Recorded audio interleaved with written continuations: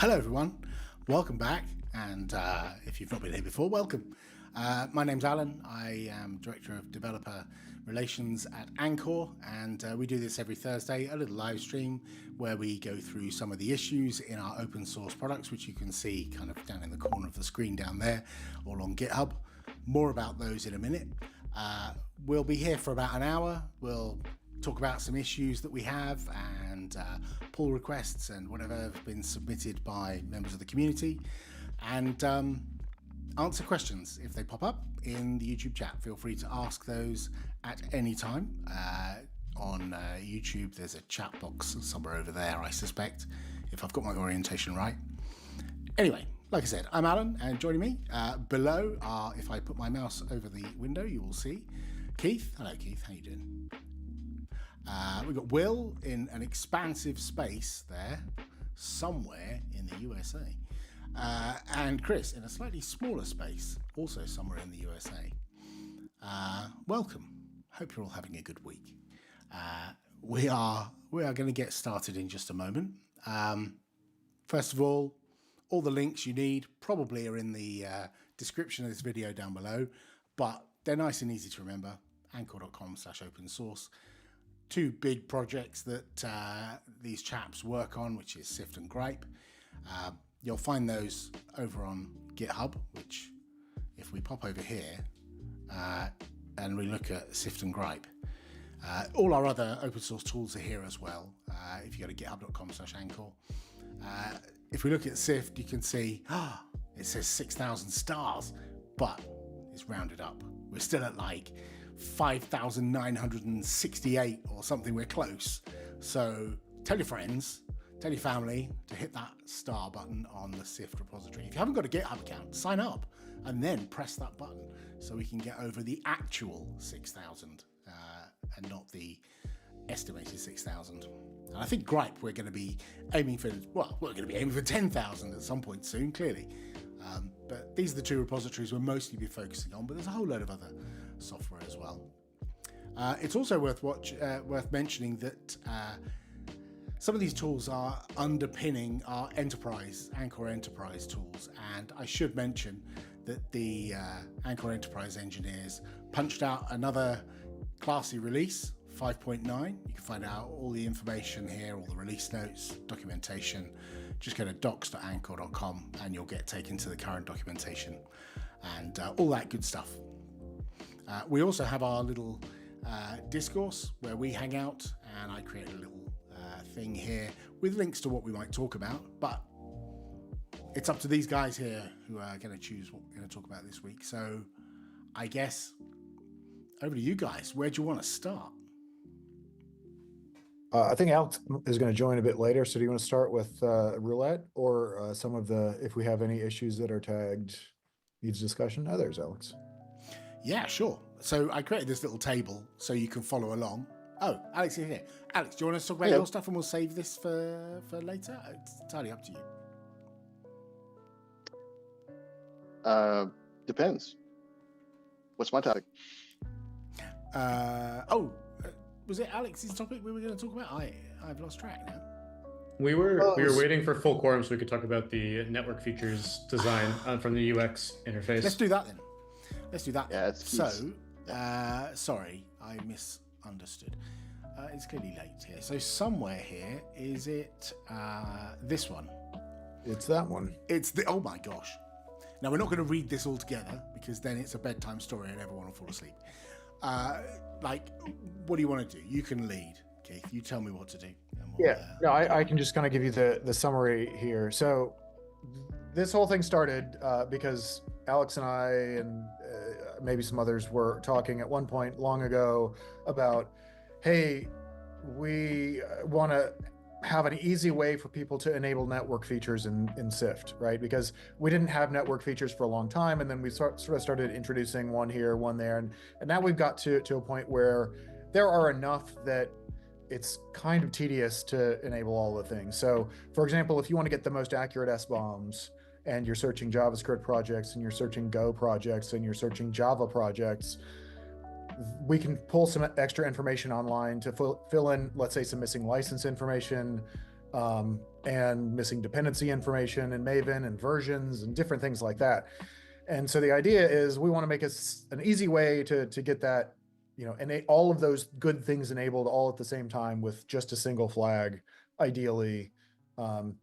So the idea was like, hey, let's go add a use network or a network flag. And, it's just a Boolean thing. If you turn it on, then it enables all the network things. But then we kind of wanted to be able to, have a way to disable those things. So the idea was, well, we'll have this be what we call multi-level configuration. So if you specify the network true, network true kind of flag, then anything that could be using the network, like that's the default, but then it'll also check the more specific things. So for example, like the Java use network flag for Java. So if you happen to say, yes, use network, but then Java use network flag, no, you could disable that one thing.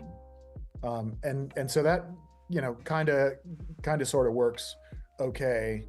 But then we kind of got to talking about different stuff here. And I guess like the gist of it is I'm not entirely sure that really what we want is a network flag exactly. And maybe we do. And maybe that is exactly a Boolean as I've described it. But the reason that I say that is thinking about this from the end user perspective.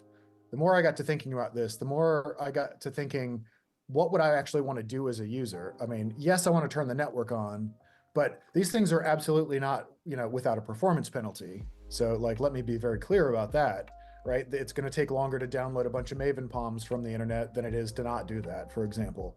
And if that's something you care about and you want the most accurate thing, then maybe that's what you want to do. But maybe that's not a thing you care about. Or maybe you're not, maybe you're just printing out a Syft table and you're not even displaying license information. So like, why would you go look up license information for different things?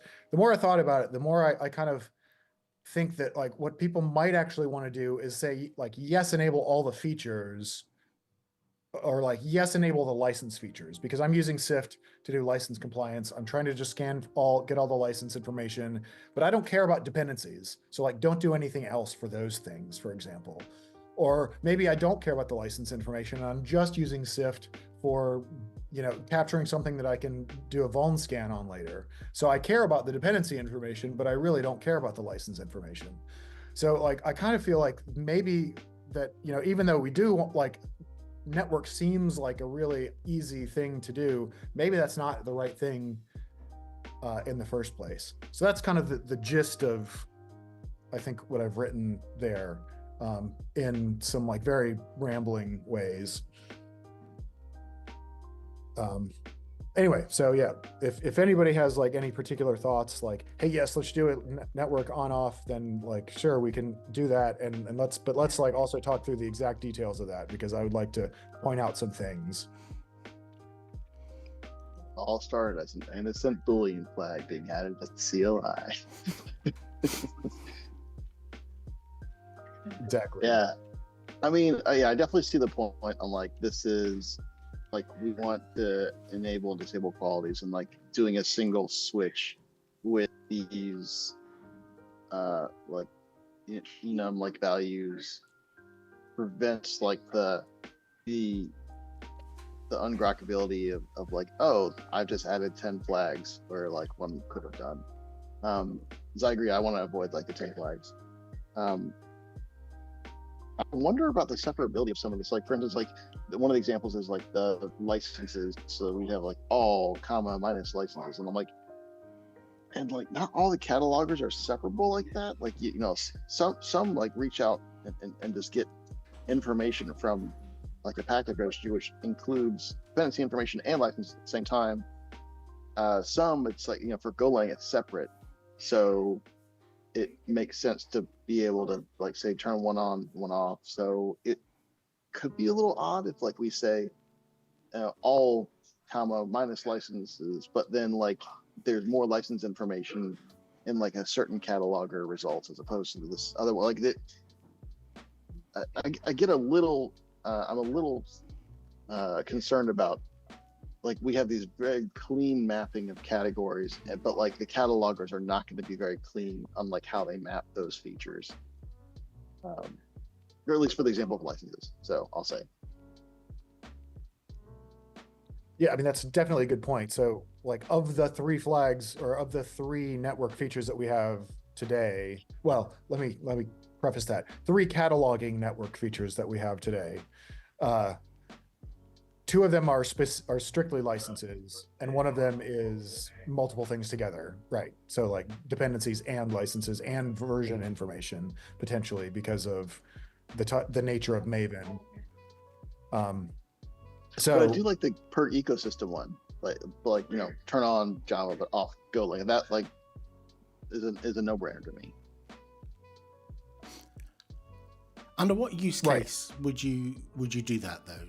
Like, are we? I guess if you're a software developer and you know everything is Java, that's all you develop.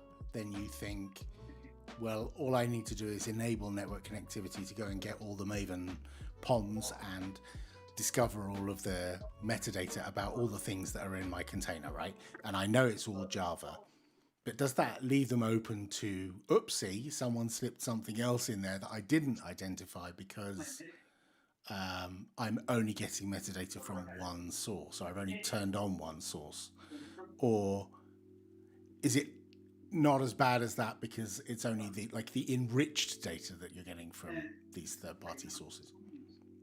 I think performance, like Keith said earlier, like it's these turning all these on is not zero cost, and if you have like a ton of packages in a particular ecosystem, and it might not be an ecosystem you care that much about, you might be spending a ton of time with the results you just don't care about. Like, it could be that like you only care about the Java results, but like the Golang ones, like, so be it that I have Golang stuff and it's fine, but I don't want to enrich it. And someone could argue turn off that cataloger, but I would say, well, but if you have this feature, like there's something to be said about like if you turn it on and you're very non-performant, but you didn't have to be. That's notable.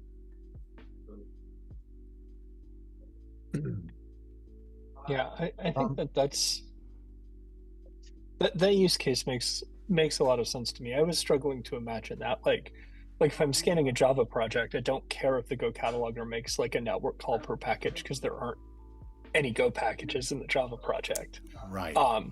But there are lots of things where like I think if you're on a big image, like Node latest has like 1 million packages in it because it's like Debian or something.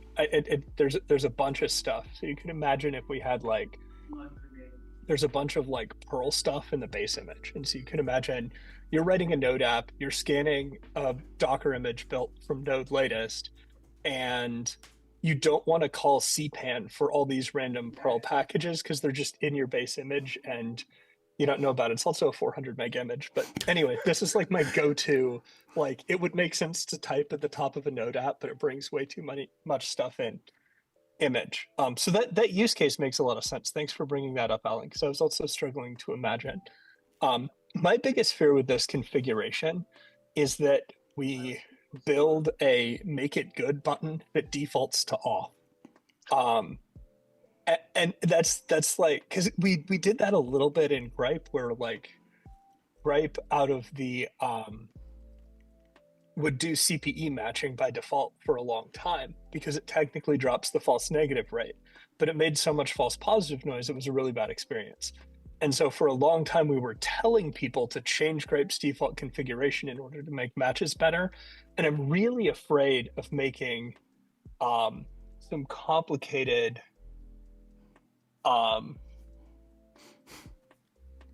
really afraid of making looks like this is all npm stuff except for some debs. Maybe I made up the Perl stuff, but I'm afraid of making like a really complicated configuration and then getting like support requests where they're like, hey, Syft doesn't find X, it doesn't find Y, and we're like, well, you forgot to pass -- actually work.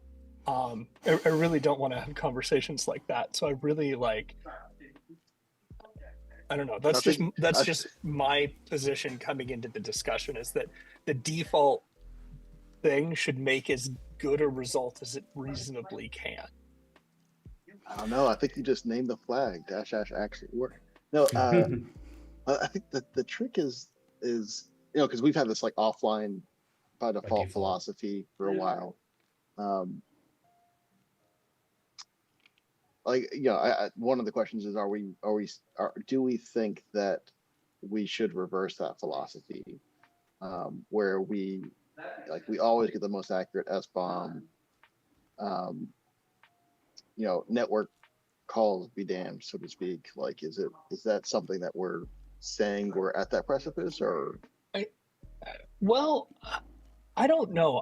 I'm trying to understand, and I was really hoping that this wonderful discourse thread where we have several book-length essays on command line argument parsing.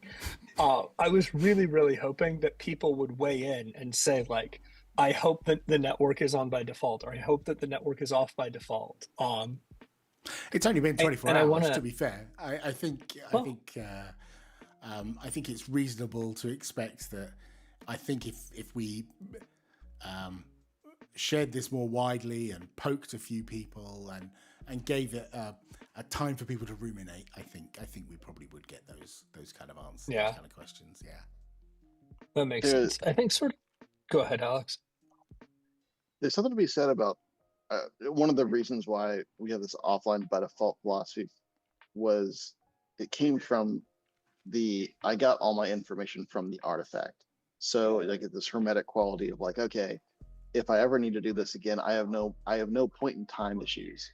That is, if I talk to PyPy today versus PyPy next week, I might get different answers. Or my network state may be in a state where like it's intermittent but we fail gracefully, but the SBOM is now different. And the hermetic quality of it's offline, I'm only looking at the artifact and I point to the artifact and I get all my answers and it's reproducible. There's a really great quality there. And the point in timeness is like somewhat of a concern. I think the question is that a primary concern or is that a secondary concern? Because like if it's a secondary concern, or it's still an issue, but like not the deciding factor, then like maybe we do go forward and say always make the best SBOM, regardless of point in time issues. You mentioned there the point in time issue of if I test something now, is it reproducible in a week? Because the external metadata will have changed. I mean, that could change within 2 runs in the same day. It doesn't. You don't even have to leave it a week because you are completely out of control of those third-party data sources. Unlike the Grype DB, we know because we publish it, we know when that's going to get updated roughly, modulo someone pressing a button. So yeah, I agree with you. But if you know that, I guess you either always turn everything off, or there are certain operations where you might turn it on and scan all your images with it turned off, and sometimes scan them with it turned on. I don't know. Would it be a thing once you've turned it on, there's no going back? Well, I don't think it could be that, because Syft is pretty stateless. Like Syft runs don't really know about prior Syft runs, aside from the fact that like maybe some of the OCI layers are already local or something. But if you've captured that data in your SBOM, you'd have a delta in. Yes. What I mean is that multiple runs, you'd get different deltas, right? Right. Yeah. So I think a little bit speculating on what people want here, but I think that they're basically the 3 reasons, and I hadn't thought about reproducibility, thanks Alex, but I think the 3 reasons people would want network features off. Like, I'm going to assume if there were no trade-offs and it makes the SBOM more accurate, then people would want the SBOM to be more accurate. But I think that reproducibility and performance and privacy are sort of the 3 reasons you want it off, right? I don't want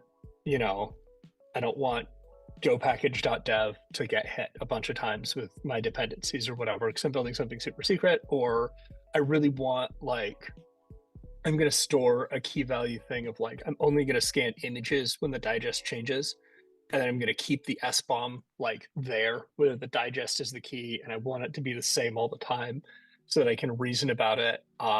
Or it's really slow to hit Maven 687 times just because of one dependency. Like those are all really good reasons. I think the privacy and reproducibility reason both want a switch that's like, don't talk over the wire. Like they both want like a just unplug the network cable kind of command line flag. But the performance one requires more tuning. So thanks for bringing that up, Keith, because I wasn't thinking about performance as being the main issue. I was thinking about the privacy one, and it sounds like Alex was thinking about the reproducibility one. But yeah, that does kind of want maybe like a per ecosystem, per cataloger kind of switch, right? Like, this is. Go ahead, Alex. Well, maybe we're talking about two switches now then. Like maybe there's one enrichment switch and one network switch, where like the network switch is very simple on off, and the enrichment switch is the fine tuning. But if you don't enact the enrichment switch, you get the full bag. You get it all. I mean, one of the things that a lot of systems do that are like, we could do the like, an off overrides an on, right? So then in your config, you could say like, dash enrich with external data, which is not the flag because it's 1,000 letters long. And then if you have certain things off in your config file, those are respected. But if you do like dash network none, then you don't get any network traffic out of the Syft executable because that's what you asked for. I don't know. And maybe we do want to leave it off by default. I'm kind of leaning that way too. I don't feel like we've reached that inflection point. There's another thing I'm concerned about, which we have not profiled with like a good set of images, like what the performance impact would be. And I do think it's going to be a non-zero concern. So I would hate to like release with this, like, which someone could argue is a breaking change. Like, we went from a default of off to a default of on, and that's very surprising behavior. So like, I feel like there's multiple things pointing to like, we haven't reached that inflection point. It doesn't talk to your original point, Will, about like, well, like the dash, what was it? Make it work. Yeah, make it work. But like, okay, speaking as a consumer, if I woke up the next day and my new Syft 1.x all of a sudden on like little snitch or whatever started saying, look at all these network calls that your binary is making. That to me is something was not happening before. I updated to a new release and now this whole thing is happening. That's red flags to my privacy / programmer brain. Full stop. Yeah. Right. I probably stop using the product for some amount of time if that were to happen. You'd at least like double check that it was installed from a legitimate source or something. Yes. Yeah. You go through like a 10-minute, like, not panic, just checklist of what changed, why is this different, and that behavior. That's not an uncommon response to that kind of thing happening in software. Yeah, so, I think I would probably browse with the source repo and just do a real quick search for Geotan. Like, did they make commits to this repo recently? Yeah. So if that sounds like a logical, sensible, privacy first, don't leak, don't, that all makes total sense. How do you let people know that they're not getting the full power? Like, they're only driving with 2 cylinders. Like, they're not driving with all the cylinders of the car. And is that a warning that you start showing, in the 2.x or whatever this is, we warn and say, there's a new feature, here's a link to find out more, or just read this man page or whatever it is? Because I feel people need to be informed. If the behavior carries on, stays offline, then, in 6 months, a year's time, people might say, wait, you never told me about that. That's a brilliant feature, and I didn't even know about it, Yeah, I think it probably both. I mean, I would kind of change warn to, because you want to make it look like an opportunity. So it's like, at the end of the run, like, the UI would kind of show like, oh, you found Golang packages and you don't have this flag on, you could be getting potentially better results with this flag on. So like, find the right verbiage for that, but it's less of a warning, more of like here's an opportunity, maybe an opportunity loss here. The same way you present that you're running an old version of Syft at the bottom. Right. Yeah, that purple makes sense. text. Yeah. I like that.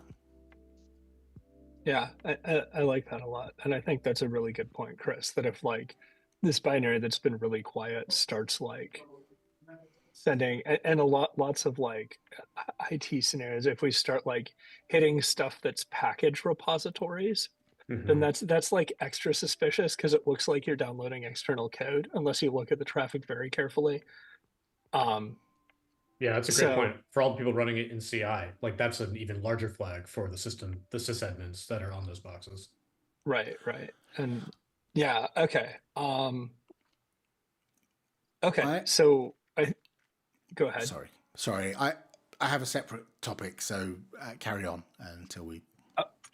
I was just gonna say, so it sounds like we're in agreement about like three things, which is one, Syft 1.0 is not going to become a noisy network citizen by default.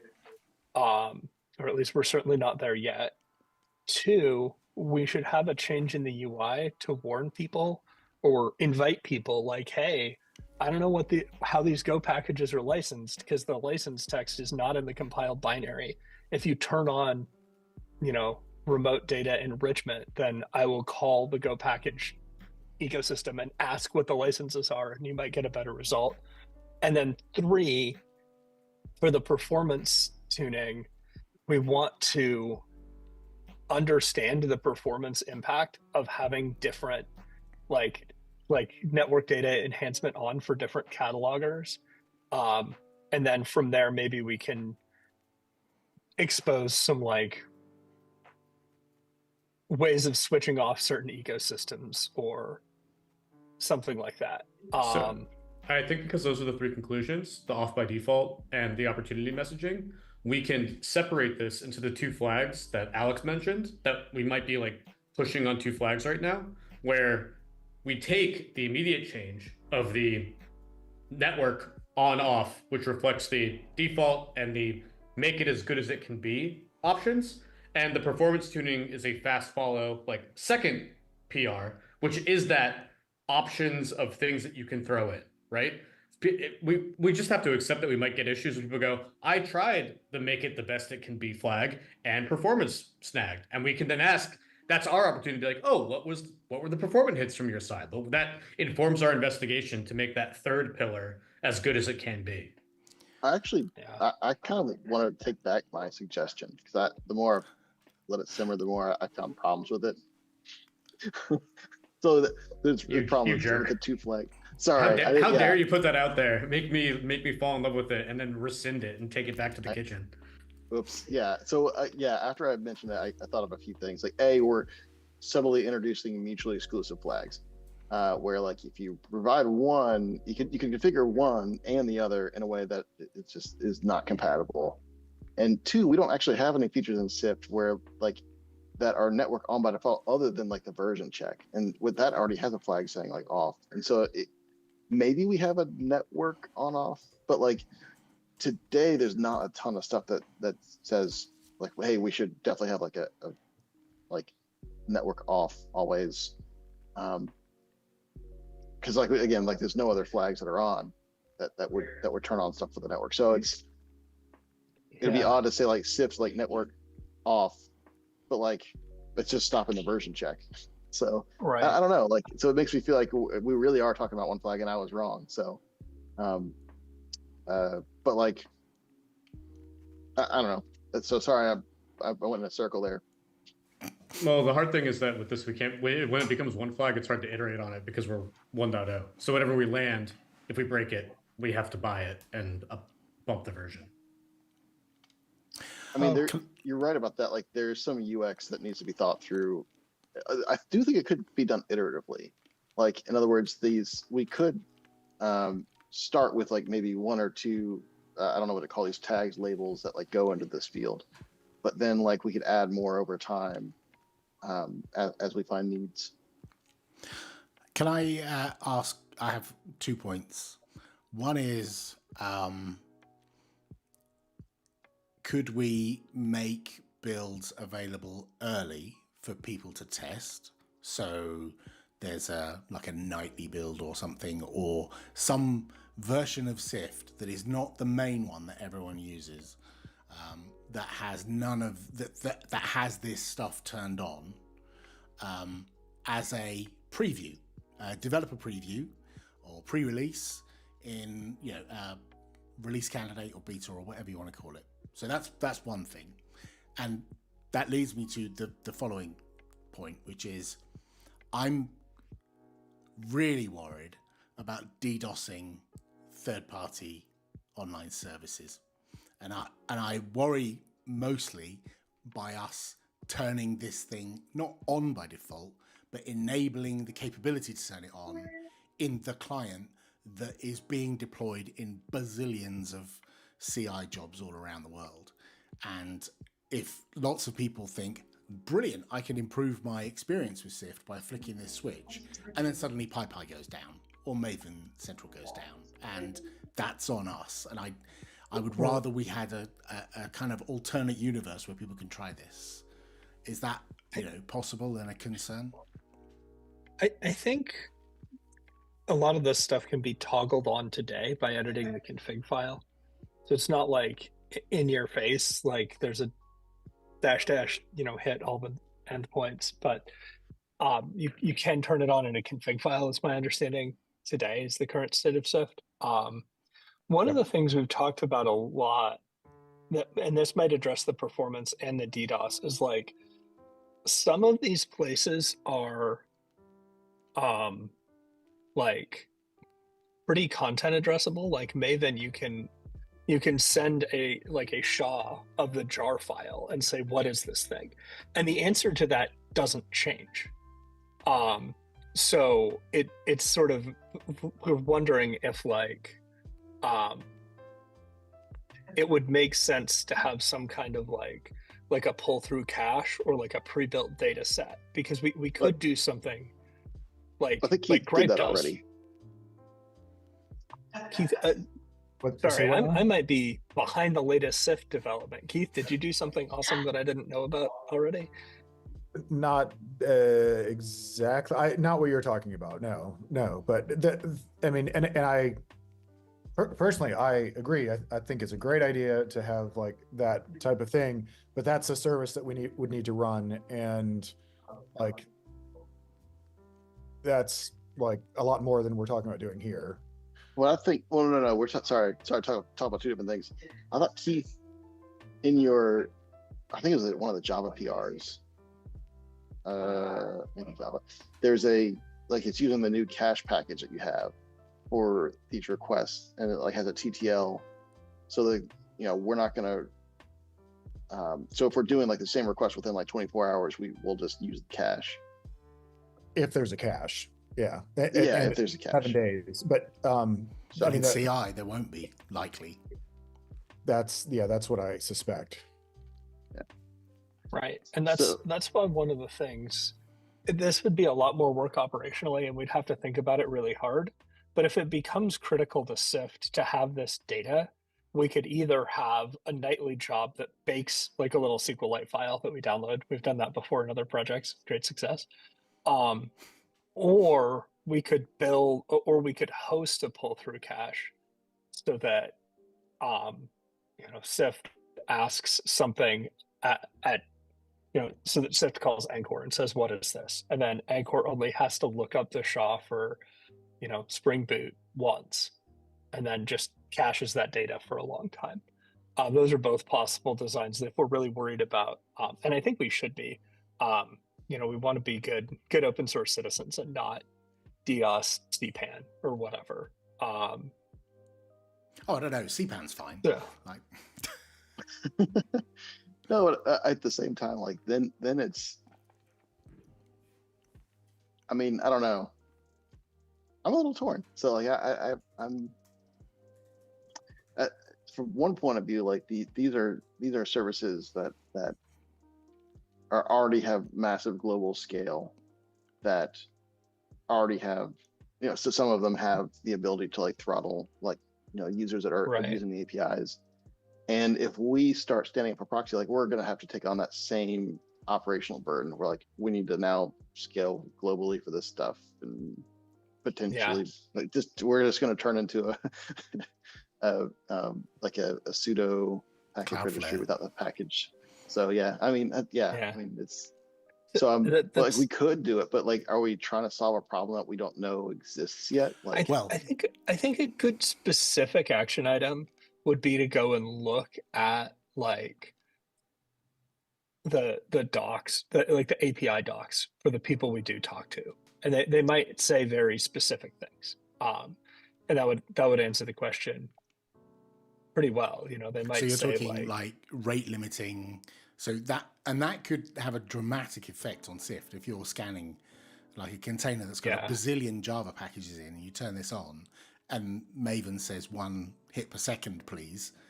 Then your scan is going to take forever, right? yeah, but I mean, maybe the I alternative think is, that's yeah. but I think that's Go ahead, like Alex. the proper time to then say, now we're going to do a proxy. So I'd hate to build it in advance if like we don't need to. Is there no like you know, sizing we can do, like, you know, see how much network traffic is being generated, how fast will Syft go, like, you know, if it's left full tilt on, you know, a fairly modern CI infrastructure that's got a super fat pipe to the internet, and, you know, is in the same country as, or maybe even the same data center, like same AWS, you know, zone or whatever, you know, could we end up being a problem? That's my worry. And I think the fact that we don't know. So when Alex, you said, you know, these people all have, you know, been around a long time, and they have infrastructure that can cope with this kind of stuff, I would retort, citation needed, because you know, I don't know that's true. Yeah, and not like, for instance, the rate limiting one is not a universal thing. So Right. the global scale tends to be true with package registries. But like, yeah, I'm with you. I wholeheartedly agree with we need to go and do some due diligence on this one.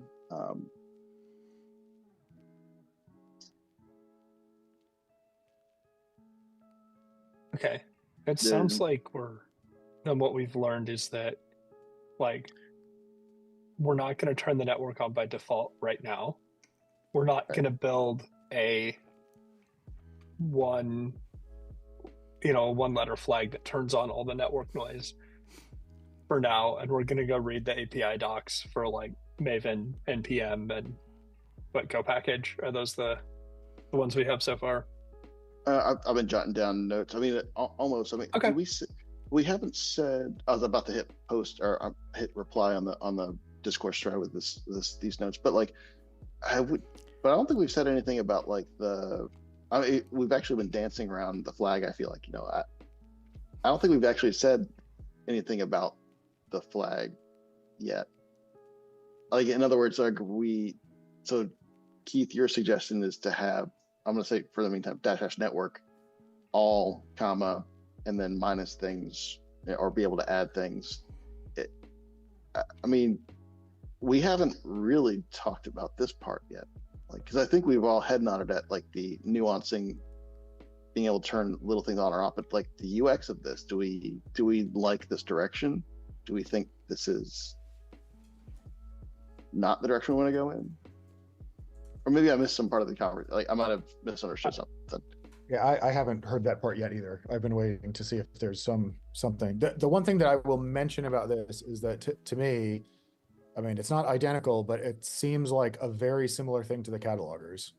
Like, I've got a set of things, and this is just going to grow over time. I mean, we're talking about, you know, Rust being one of those things that probably at some point in the not too distant future would have some online aspect. I mean, other things. So, I mean, this is going to do nothing but grow. And, you know, when we have like 10 different things and we want to be able to kind of like configure them much like the catalogers, I want to, you know, enable all the Java features, let's say, and none of the other ones, or, you know, the types of examples that I've kind of said already. So I feel like this is like actually more of like, I don't think it's a network. I think it has everything on the right side of the flag makes sense to me.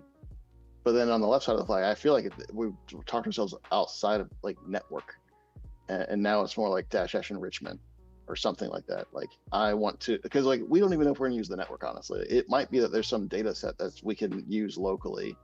Think about go find M2 directories for Java that are locally on the host, like that kind of stuff.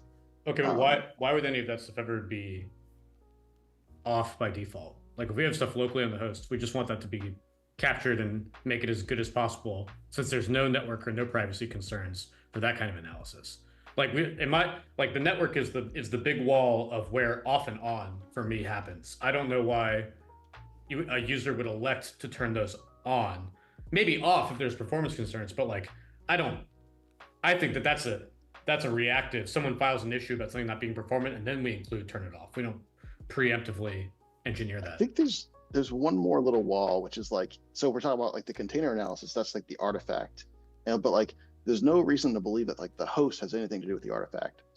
But it might be that we're on a build machine, and it is very valid to go and reach out to like build caches that are on that system relative to this artifact, whether it be we're looking at a jar container image or something. And so like there's kind of like that one more before we hit the network, which is like, hey, trust stuff on the host. That like probably should be like right now is like off by default, but like could be as part of this enrichment like spectrum before network. Well, and that to me is signal, like both the concern of like hammering open source package repositories and the concern of reproducibility is signal that we might want to bake a database ourselves, and then Syft downloads that database from our infrastructure at startup if this feature is enabled, and then you can include in the Syft config like the timestamp and digest of the database that was used, and then you have a reproducible like thing. You can say like Syft had this file was its Maven cache and it didn't refer to anything else if we need to bring in that correlation. So that might also be signal for that approach, because I think that the problem with the rate isn't the multiple, it isn't a single client hitting the very fast, it's the number of clients. And so if we can get the number of clients down to one, namely a nightly job, then even if that nightly job is pretty loud, it's not going to be nearly as loud as many Syft installs sometimes hitting the repository. Well, yeah, but my comment wasn't. I was kind of pivoting away from like the network side of things for a second. I was talking about like the UX of the flag, and like in actuality, like because I think this whole conversation started because Alan was pointing out like, hey, is this really network, or is there really like a feature you're talking about? And like we've been having a hard time like pinning down, hey, what is the feature? And like the closest we've been able to come up with so far is like, oh, we're enriching the SBOM with some other data, and so it's just short form, it's enrichment. And like, so like I'm getting some vibes that like, oh well, like this has nothing, like this is not a network flag, this is a enrichment flag, and like then it has those fine-tuned knobs that Keith is suggesting. And that is a term.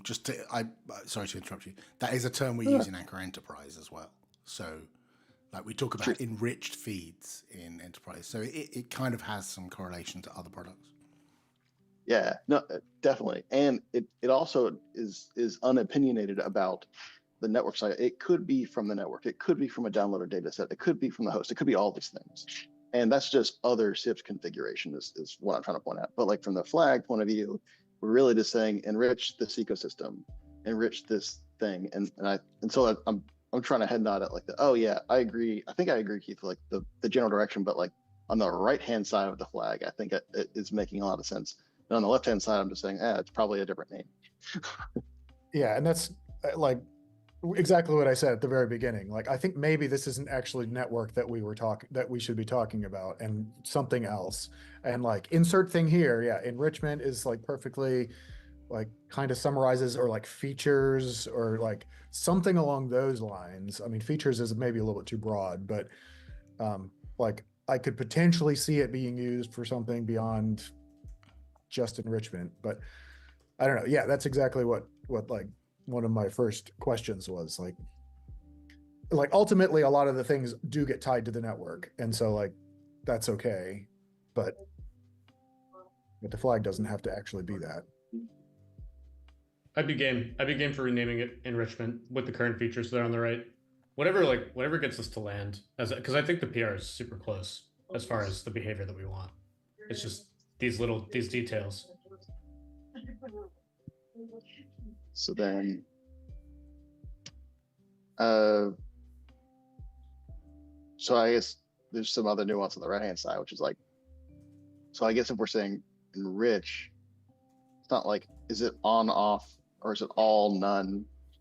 Because like both are in the suggestions in this thread. It sounds like it's all or none, and then enrich all comma. is better verbiage than enrichment on, because Yeah, agreed. Enrich, Yeah, enrich. like a verb. Agreed. It is doing a lot of work behind the scenes, so a verb is a good thing. Okay, Yeah, well, it sounds like everybody's probably pretty close, and we've gotten pretty far on this hour on this topic. So it sounds like we're all pretty much dialed in, and I think maybe the rest of the comments on this can like go on the PR if people have feedback. Yeah, I just posted on this thread, the discourse thread, a summary of what we just chatted about in the last little bit there. So perfect, thank you, and thank everybody, all of you, for the feedback. Nice. And is this summary a lie? Thumbs up, thumbs down? Like, try to distill it. Well, the good news is any of us can just go in and just change it. So Cool, done deal. Anyone except All right. Chris. Sorry, Chris. Sorry, Chris. Yeah. We got to pay that $50 to discourse. Yeah. So and one thing we didn't. Okay. Characterized performance. Do you mean like testing the thing to make sure what it does, or is that? I mean, Yeah. so we have all these flags today, and so it's not like we're saying we're going to add a brand new feature that we need to characterize, but like now we're making the switch more accessible. We should probably know from a like, yeah, like from a user's like perception, like wall clock, like it's like, you know, if you have one Java package versus 200, like, is that a ludicrous scaling time? How bad is that? And then for that last one, the fourth one, like, is this? We should probably start to understand, like, at what point do we know we're being, you know, bad actors towards like Maven Central, PyPy, et cetera, these players. Right. So, like the third bullet point is about the user facing, like just their perception of using Syft. Did they get more difficult or more unfriendly to use? The fourth one's about like being good players in the world. I have a handy thing I've been running against all the official Docker images. I can do this All with the official Docker images, all of them. side by side comparison now. At least for Why choose just one when you can have all of them? Nice. Do we feel we've we've painted that bike shed or beaten that horse or whatever it is we've done here? I think that was productive. That was good. Yeah. Should we wrap up at that point? We've only got 10 minutes left, and I think we went hardcore on one topic there, and I think that was fine. Anything else anyone else wants to mention, or is there any like thing that while we're in the room together it's worth mentioning? And yeah, if we were to pick up a second topic now, we'd hardly get started. You wouldn't have the same energy, would you? No, absolutely.